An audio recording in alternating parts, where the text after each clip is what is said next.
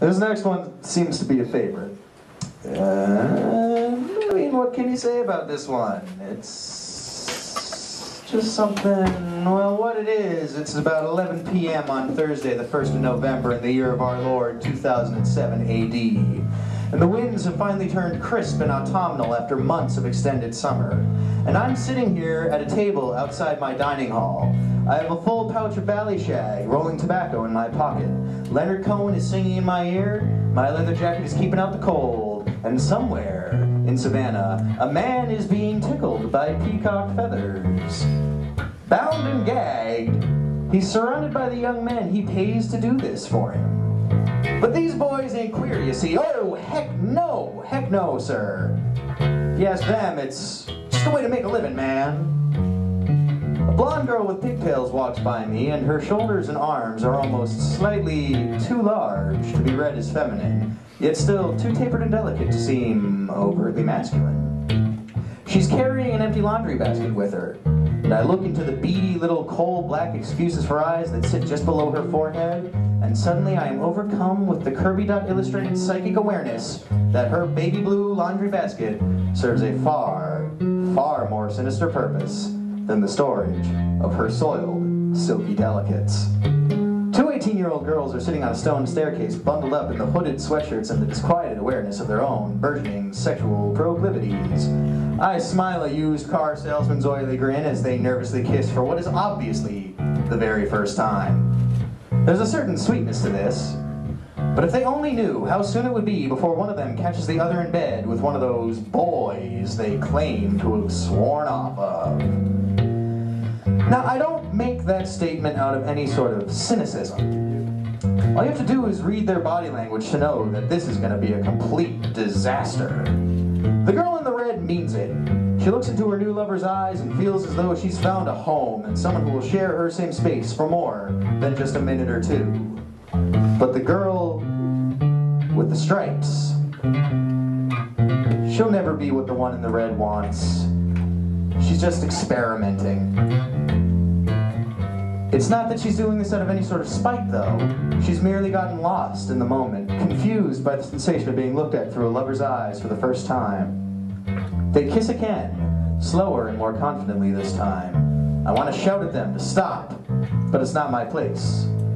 People gotta learn these lessons on their own, and I mean, besides, who the fuck am I to offer them any advice in the first place? I'm sitting here contemplating whether or not I should go cheat on my girlfriend with a blonde girl who works at the Greasy Spoon Diner and has doves tattooed on her hips. I can see the promise of 1,000 sexual delights to come every time I walk into where this girl works and she smiles and blushes at me. Truth be told, I'm writing this right now in the hopes that if I wait too long to go over there and ask her out for a cup of coffee, I'll be saved by simple blind chance. My young friends have been making out on those steps for the better part of 20 minutes now, and I wonder when one of them is going to have the courage to ask the other back to her room. Suddenly the one in red stands, offers her right hand to her seated lover, who takes it gently, with a barely noticeable hesitation, and kisses it just above the ring finger. They run off giggling like children after the final bell on the last day of school, filled to the brim with appropriately girlish glee and excitement over the knowledge they are about to gain. A street lamp that hasn't worked in over 6 months lights up like a cartoon character's light bulb epiphany as soon as they're out of sight. I hope you enjoy yourselves, girls.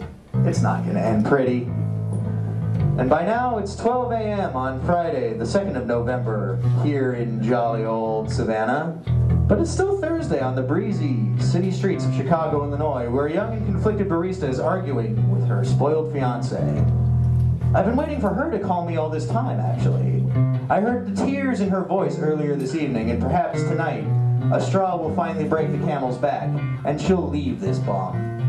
Chances are that she won't. Learning her lesson isn't exactly something this girl is known for. In fact, in the time I've known her, she's done nothing if not prove that her taste in men borders on the tragically bad. Well, I mean, except for me, that is. But this latest schmuck, this guy just takes the taco. He's rich and stupid, and he treats her like a trophy. He seems to think that his money can make up for his complete lack of sexual prowess or actual human emotion. Something female screams from the projects, and Leonard Cohen keeps on telling me that everybody knows what I've been up to. That's right, Leonard. Everyone knows that I'm up to about 3 packs a day. I laugh to myself as I light my 100th cigarette in 3 sleepless nights and wonder if they could use my ashes to sprinkle fairy dust on the dreaming lips of every fatherless child so that they could fly their way to happy thoughts of freedom. Good night, Mr. Peacock. Good night, sinister laundry basket girl. Good night, cuckolded girlfriend and beautiful girl with the duck tattoos. I shouldn't draw you two into my deceits. Good night, young lovers. May you play your game of pleasure as long as possible. Good night, Mr. Cohen. Only you could make a song about getting a blowjob from, what's her name? Janis Joplin, that's her. Only you could make a song about getting head from Janis Joplin. Sounds so very depressing. And most of all, good night to you, my sweet Chicago barista.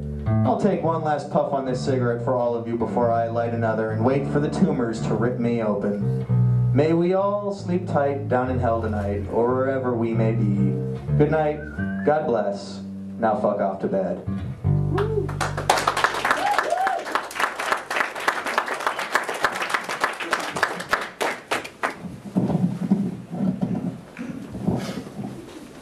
Oh good, it won't go up and down now.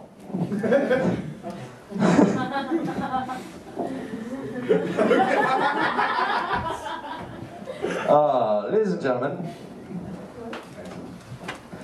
I know, Nunzio, I know. Ladies and gentlemen, the door walked open and Fruit Punch walked in.